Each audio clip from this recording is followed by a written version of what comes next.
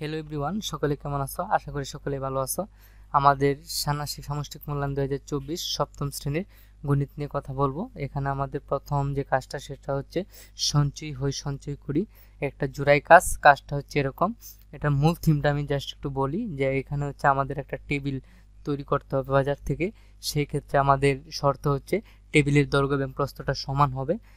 তবে এই টেবিলটা বানানোর ক্ষেত্রে আমার যে পরিমাণ টাকা লাগবে সেগুলো হচ্ছে আমি নিজে আমাদের টিফিন খরচ থেকে এটা জমাবো বা সঞ্চয় করব।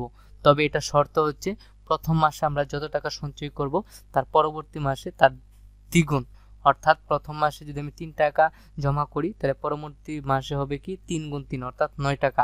একইভাবে আমাদের কাজটুকু করতে হবে এবং সেই ক্ষেত্রে আমি টেবিলটা যে বানাবো এখানে আমাদের কত টাকা খরচ হবে এবং প্রতি মাসে আমি কত করে টাকা জমাবো এটা আমরা মূলত দুইজনে কি করব সিদ্ধান্ত নিব আলোচনার মাধ্যমে।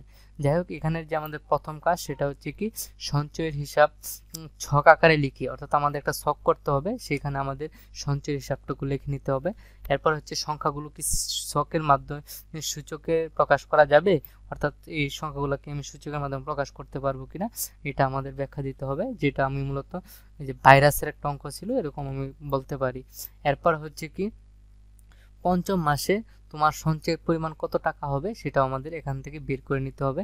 এরপর হচ্ছে তোমার পরিকল্পনা অনুযায়ী টেবিলটি তৈরি করতে কত মাস সঞ্চয় করা প্রয়োজন হবে এটা আমাদের লিখতে হবে। যাই হোক, এটাই হচ্ছে আমাদের প্রথম কাজ। আর কাজ 1।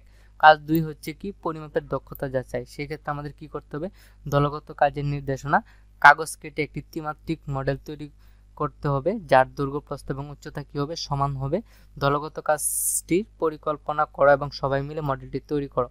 এখানে যে কথাগুলো বা যে শর্তগুলো দেওয়া আছে একটু দেখো। এবার পর থেকে নিজের খাতায় নিচের প্রশ্নগুলো উত্তর লিখে রাখো। এক নাম্বার হচ্ছে কি তৈরিকৃত মডেলটি কি ধরনের জ্যামিতিক আকৃতি চিহ্নিত হয়। যেহেতু দৈর্ঘ্য প্রস্থ এবং উচ্চতা সমান, সকলে জানো এগুলো হচ্ছে কি গণক আকৃতির। এরপর হচ্ছে তৈরিকৃত মডেলটির আয়তন এবং এক তলের ক্ষেত্রফল নির্ণয় করো। এটার সূত্রগুলো কিন্তু আমরা অলরেডি পূর্বে ব্যাখ্যা করেছিলাম ভিডিওতে। এরপরও যদি কোনো অসুবিধা হয় তাহলে আমি আবার পরবর্তীতে ভিডিও দিব আনসার নিয়ে। এরপর হচ্ছে কি তৈরিকৃত মডেলটির সম্পূর্ণ তলের ক্ষেত্রফল নির্ণয় করা সম্ভব কিনা উত্তরের সাপেক্ষে যুক্তি দাও। এটাও আমরা দেখিয়েছিলাম এবং এটা কি ছিল 2 * AB + BC + C। এই বিষয়টা হচ্ছে আমাদের মূলত প্রথম যে স্টেপ এটা।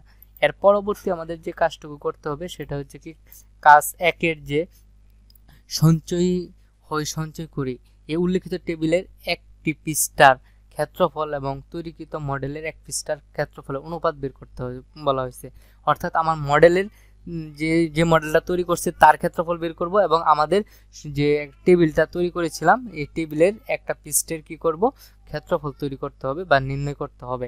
এরপরেরটা হচ্ছে কি সঞ্চয় করি এই উল্লেখিত টেবিলটি সমগ্র পৃষ্ঠতলের ক্ষেত্রফলের সাপেক্ষে তৈরিকৃত মডেলটির সমগ্র ক্ষেত্রফলকে শতকরায় প্রকাশ করতে হবে এবং আমাদের এই দুইটা টেবিলের যে ক্ষেত্রফলটা আছে এটাকে আমি কি করতে হবে শতকরায় প্রকাশ করতে হবে। পার্থক্য হচ্ছে কি সমগ্র তলের ক্ষেত্রফল, এরগুলো হচ্ছে মূলত বিষয়টা।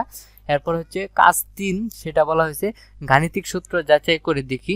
এখানে একক কাজের নির্দেশনা দেওয়া আছে। এই কাজটা হচ্ছে এরকম যে দলগত কাজের মাধ্যমে তৈরিকৃত মডেলটির একটি পৃষ্ঠার সমান কাগজ কেটে নাও। অর্থাৎ দলগত কাজে তৈরিকৃত যে মডেলটা এটার কি একটা পৃষ্ঠার সমান কাগজ কেটে নিতে বলছে। এবার নিচের সূত্রগুলো একটি লটারির মাধ্যমে প্রাপ্ত যে কোনো একটি সূত্র বেছে নাও, অতঃপর উক্ত কাগজটি রং করে একটি মডেল তৈরির মাধ্যমে সূত্রটি প্রমাণ করো। এরপরে হচ্ছে আমাদের এখানে বেশ কিছু মডেল দেওয়া আছে, এখানে 4টা। এটা হচ্ছে লটারির মাধ্যমে যার ভাগ্যে যেটা পড়বে এটা আমাদের কি তৈরি করে দেখাতে হবে। এই হচ্ছে আমাদের কি এই কাজ 3। এরপর হচ্ছে কাজ 4, দেখো কি বলা হয়েছে জ্যামিতিক আকৃতি বুঝি ও পরিমাপ করি। একক কাজ এটা হচ্ছে 2 এর নির্দেশনা। এখানে বলা হয়েছে A4 সাইজ অথবা আয়তাকৃতি এক টুকরা কাগজ নাও, কাগজটির কর্ণ বরাবর কেটে 2টি অংশে ভাগ করো, অংশগুলোর কি কোণ চিহ্নিত করো এবং এই অংশগুলোর কি করতে হবে কোণগুলা চিহ্নিত করতে হবে। এখন বলা হয়েছে কেটে নাও অংশ দুটি কোন ধরনের জ্যামিতিক আকৃতি নির্দেশ করে এবং আকৃতির দুটি বৈশিষ্ট্য লিখো।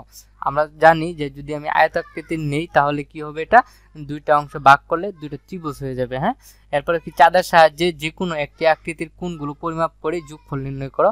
এটা আমরা যোগফল নির্ণয় করব, অবশ্যই যোগফল 80 হবে, অর্থাৎ 180 ডিগ্রি হবে। এরপর হচ্ছে 2 নং এ উল্লেখিত আকৃতির বাহুগুলোর যে কোনো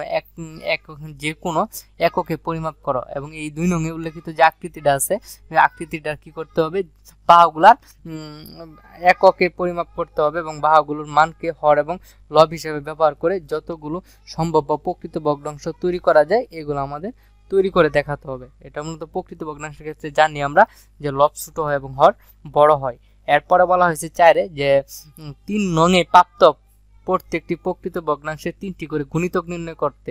আমরা কিন্তু গুণিতক নিয়ে বিস্তারিত কথা বলেছি। আচ্ছা, এরপরে যদি অসুবিধা হয় তাহলে আমি এটা নিয়ে আবার ভিডিও দিব আনসারটা। এরপর হচ্ছে কি 3 নং এ প্রাপ্ত আকৃতির ভগ্নাংশগুলো সমহর বিশিষ্ট ভগ্নাংশে রূপান্তরের মাধ্যমে লসাগু নির্ণয় করো। এরপরে হচ্ছে 3 নং এ প্রাপ্ত যে প্রকৃত ভগ্নাংশ 3টা করে গুণিতক নিয়েছিলাম, এগুলারে আমি প্রথমে সমহরে রূপান্তর করব বা কনভার্ট করব, এরপর এখান থেকে আমি লসাগু নির্ণয় করব। এই হচ্ছে আমাদের সপ্তম শ্রেণী গণিত। সকল শিক্ষার্থীর সুন্দর পরীক্ষা হোক সেই শুভকামনা জানিয়ে আজকের ভিডিও এখানে শেষ করছি। আল্লাহ হাফেজ।